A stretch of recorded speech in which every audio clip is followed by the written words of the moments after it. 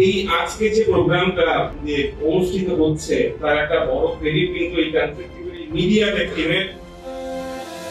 এবার আমরা ডেকে নেব co-founder of concept cube Abhijit দাকে।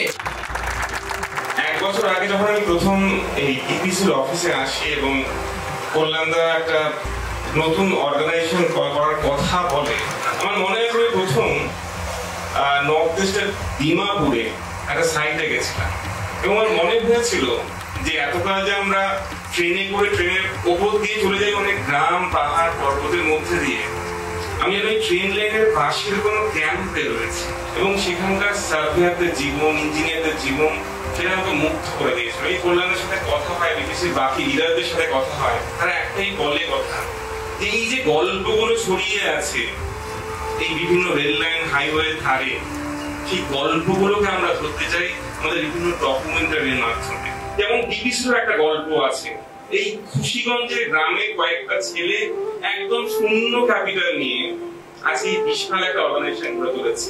অভিজিৎ বি কলেজ থেকে 2005 এ ইলেকট্রনিক্স নিয়ে পাস করে। টিসিএস থেকে শুরু করে 10-12 বছর ওয়ার্ল্ডের বড় বড় প্রোডাক্ট, টেকনোলজি প্রোডাক্ট লিড করে।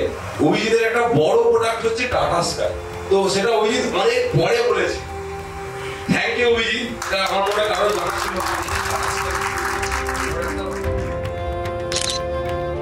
আমাদের প্রধান উদ্দেশ্য কনসেপ্ট কিউবে একটা নদী হয়ে সেই সবকটা দলকে জোড়া, একটা কমপ্লিট অর্গানাইজেশন তৈরি করা।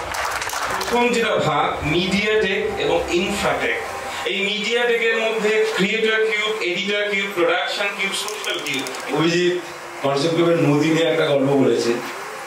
তো টেকনোলজির নদী দিয়ে ইনফ্রাটেক ইনফ্রা ক্লিনিককে পুরো জুড়ি।